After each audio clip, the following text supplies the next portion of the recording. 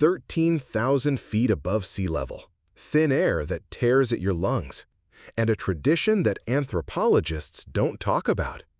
What happens in Tibetan huts when the wind howls outside and the temperature drops to -22 Fahrenheit?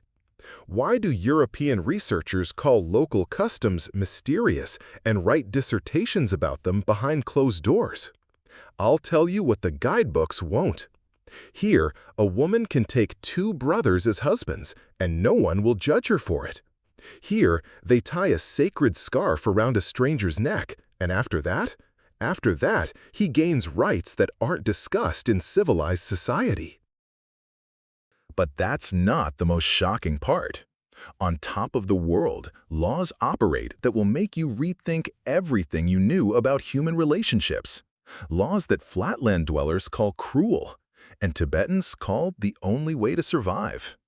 What makes a mountain woman let a complete stranger into her home? And why doesn't she ask his name? What follows is something they don't write in history textbooks. Get ready to learn the truth about the most enigmatic people on the planet. This opening uses several powerful hooks: mystery, forbidden knowledge, contrast with familiar norms, promises of shocking revelations, and intrigue around hidden information. Thin air, 13,000 feet above sea level. Mountains soar so high it seems they're holding up the sky. And in a small stone hut, wrapped in the scent of burning juniper branches, a Tibetan woman doesn't ask for names, doesn't ask where you came from. She simply pours butter tea into a wooden cup and gestures for you to sit by the fire. No flowers, no candles, no promises about tomorrow. Just altitude that tears your lungs apart, stars you could reach out and touch, and one ancient tradition: the guest is sacred. Because here, on top of the world, everything has a different meaning, even intimacy. Down in the valleys, city folk hustle and bustle, arguing about love and feelings. But on Tibetan heights, there's no time for empty words. Men retreat to monasteries for months. Women remain alone in stone houses where the wind howls like a starving beast. Pilgrims trudge along trails, clinging to their last strength. Traders lose their way and freeze in the snow. Monks meditate in caves where the temperature never rises above freezing. They don't have warm jackets, no heaters, no rescue services, but they have understanding, and they have a law of survival that transcends personal boundaries. At 13,000 feet, you don't choose, you accept.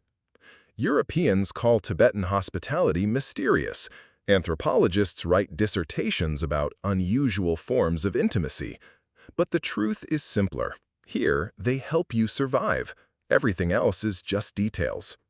A traveler gets lost in a blizzard, they bring him inside. A pilgrim has frostbitten hands, they lay him by the hearth. A trader can't go any further, he stays with the family. Sometimes for the night, sometimes for the whole winter. And no one asks, but what will people say? Because people will say, "Good for you, you saved a human being." Before pouring tea, the Tibetan woman offers the guest barley wine. Not for intoxication, for ritual. Dip your finger in the cup 3 times. Shake off the drops 3 times. First time for Buddha, second for Dharma, third for Sangha. Only after this does the real reception begin. Tea is poured twice, and twice the guest must drink to the bottom. This is a sign of gratitude. And then anything can happen. Because now you're not a stranger. You've passed the ceremony. Stone walls, low ceiling, smoke from the hearth fills the air with a sharp scent. On the floor, thick yak wool carpets. In the corner, a wooden chest with family heirlooms. The woman sits cross-legged, spinning wool. Her hands never stop, even when she talks, even when she looks at the stranger who appeared at her threshold. He's freezing. He's tired. He's far from home. But here, In this hut at the edge of the world, he's not a stranger.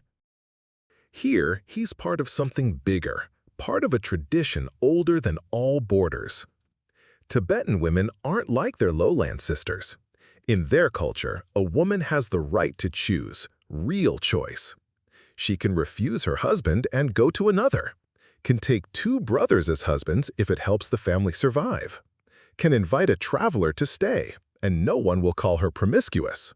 Because here, they don't judge by lowland moral codes.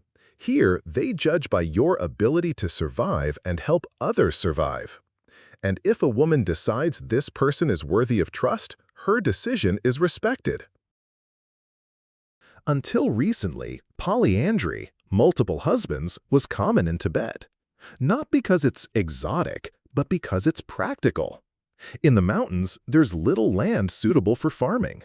A family can't divide the plot among all sons, there's not enough land or harvest. So, the eldest son marries.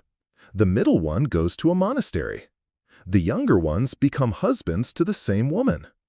The land stays in the family. Children are under the protection of several fathers. The woman isn't alone during harsh winter months. This isn't about passion. This is about survival strategy. When a Tibetan decides to invite a traveler, he ties a white scarf, a kata, around his neck. This isn't just a polite gesture. The kata is a sacred symbol, a sign that the stranger has been accepted into the family, the community, the circle of protection. After this, the guest is under the guardianship not only of the host, but of the entire village, the entire district. As long as the kata is around your neck, you're under protection. In intimate culture, intimate relationships aren't taboo, but they're not entertainment either. They're a conscious decision made by adults. A woman can invite a traveler to stay until morning, can stay with him for the whole winter, can bear his child and raise it without the father. And no one will judge her, because she made the decision, which means she's responsible for the consequences. Here, they don't ask, "Is this forever?" Here, they ask, "Are you happy right now?" In a hut 13,000 feet above sea level, there's no room for lowland prejudices. There's only room for what works. Trust works. Mutual aid works. Intimacy without unnecessary questions works. Because when the wind howls outside and the temperature drops to -22 Fahrenheit, what matters isn't morality, it's human warmth. And the Tibetan woman who lets a stranger into her hut knows this better than anyone. Where the air is thin, real life begins. Life without masks, without conventions, without fear of being misunderstood. Life where every gesture has meaning, and every touch can save a life.